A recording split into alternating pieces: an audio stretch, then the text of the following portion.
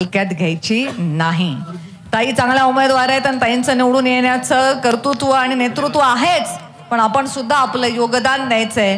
कारण जेव्हा साहेबांच्या नंतर पुन्हा आपण ताईंना दिल्लीच्या दरबारी पाठवणार आहोत, तेव्हा ताईंच्या स्टेटसला शोभेल असा ताईंचा विजय असला पाहिजे। आणि त्याच्यामध्ये आष्टी विधानसभेचा सहभाग हा नेहमीप्रमाणे सगळ्यात मोठा असणार आहे। यासाठी आपण सगळ्यांनी प्रयत्नाला लागायचं आहे। फार काही विचार करायचा नाही, इकडे तिकडे बघायचं नाही, जास्त डोकं लावायचं नाही। माझ्या गावातून माझ्या वॉर्डातून मी ताईंना जास्तीत जास्त लीड कशी मिळवून देईल ह्याच्यासाठी सगळ्यांनी प्रयत्न करून 2024च्या या निवडणुकीमध्ये विजयश्री आपल्याला खेचून पुन्हा एकदा आणायची आहे आणि आपल्या सर्वांचं असणारं स्वप्न पूर्णत्वास न्यायचंय। फार उन्हाची वेळ झालेली आहे। उन्हामध्ये उपाशी तपाशी या उन्हात तळपत असे हजारोच्या संख्येने लोक वाट बघणं हे प्रत्येक नेत्याच्या भाळी नसतं।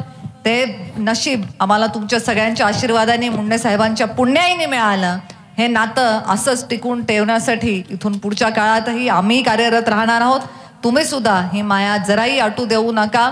या वर्षी आपल्याला पुन्हा एकदा बीड जिल्ह्याच्या नावाने पंकजाताईंच्या नावासमोर एक मोठा विक्रम नोंद करायची आहे। त्याच्या तयारीला सगळे लागा एवढंच या निमित्ताने सांगते।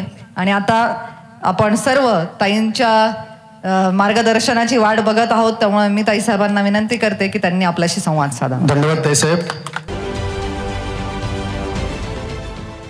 देश विदेशातील प्रत्येक घडामोडींचे लाईव्ह अपडेट मिळवण्यासाठी आता साम टीव्हीच्या सर्व सोशल मीडिया प्लॅटफॉर्मला लाईक, फॉलो आणि सबस्क्राईब करा।